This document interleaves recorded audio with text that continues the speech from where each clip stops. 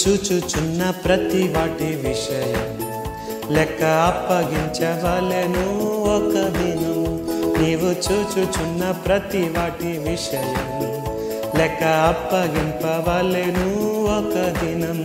నీ ప్రవర్తన అంతటి యందు ఎంతో జాగ్రత్త కలిగి ఉండు. నీ ప్రవర్తన అంతటి యందు ఎంతో జాగ్రత్త కలిగి ఉండు. నీవు చూచుచున్న ప్రతి వాటి విషయం లెక్క అప్పగింపవలెను ఒక దినం.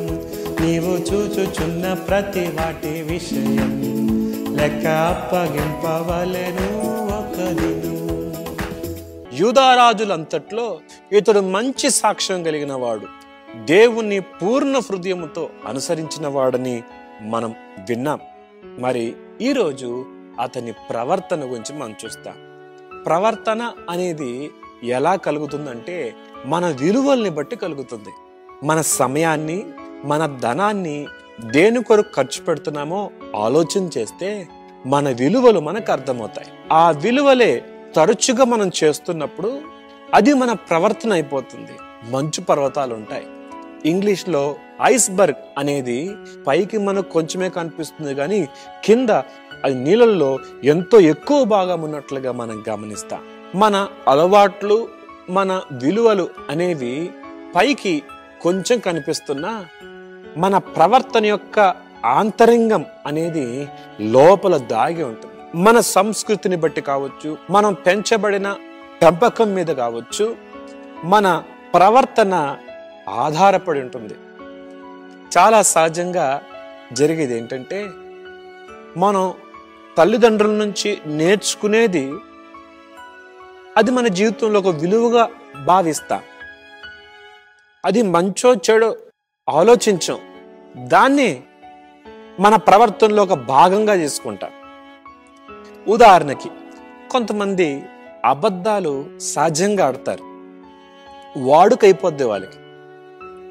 అదే వారి పిల్లల్లో కూడా వస్తుంది. పదే పదే అబద్ధం మాట్లాడడం ద్వారా వారి జీవితంలో వారికి తెలియకుండానే వారి నేచర్లో, వారి యొక్క క్యారెక్టర్లో భాగం అయిపోతుంది. కొంతమంది అప్పు అంటే చాలా నీళ్లు తాగినట్లు చేస్తారు.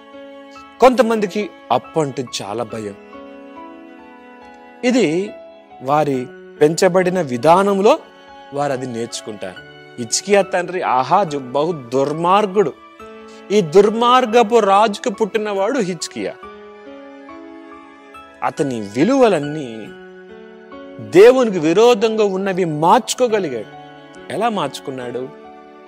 ఉదాహరణకి నా ఎడవ చేతికి పెట్టుకున్న ఈ వాచ్ నా కుడి చేతికి పెట్టుకుంటే అది నాకు కొత్తగా అనిపిస్తుంది.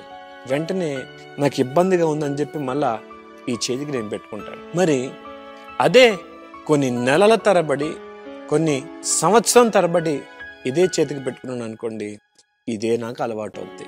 కొంతమంది అనుకుంటారు నేను త్రాగకుండా ఉండలేను అనుకుంటారు. మీకు మాట చెప్తున్నాను, ప్రార్థన ద్వారానే త్రాగుడు మానలేరు.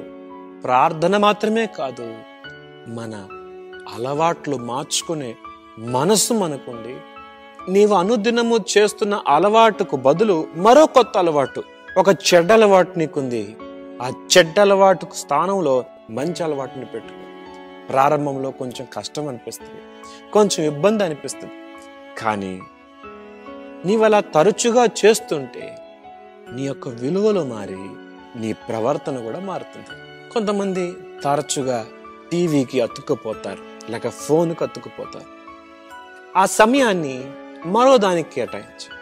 దేవుని వాక్యాన్ని చదవటానికి, ప్రార్థన చేయటానికి సమయాన్ని నువ్వు కేటాయించగలిగితే, అదొక అలవాటు అయిపోతే, నీ జీవితంలో భాగం అయిపోతే, నీ ప్రవర్తనలో కూడా మార్పును చూడగలవు. శిష్యత్వం అనేది క్రమశిక్షణతో కూడింది. క్రమశిక్షణ అంటే మనకు కొంచెం బాధ, కానీ ఆ క్రమశిక్షణే మనల్ని మలుస్తుంది, మనల్ని రూపుదిద్దుతుంది, మనల్ని క్రమమైన రీతిలోకి సిద్ధపరుస్తుంది.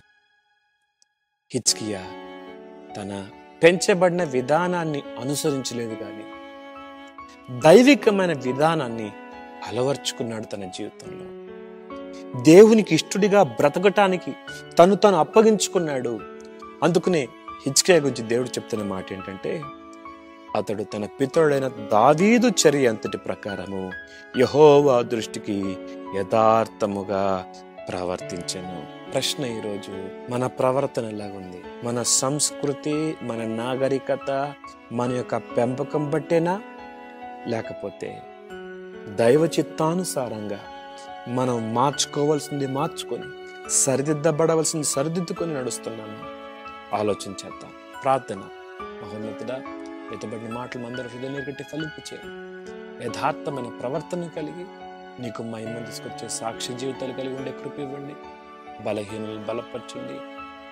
అనారోగ్యంతో మంచాల మీద ఉండి లెగవలేని స్థితిలో ఉన్న వారితో నేను మాట్లాడి వారిని బలపరిచి వారిని నిలబెట్టండి. కుంగిన వారి లేవనెత్తి యేసుక్రీస్తు ప్రశస్త నామములో అడుగుతున్నాం తండ్రి, ఆమేన్.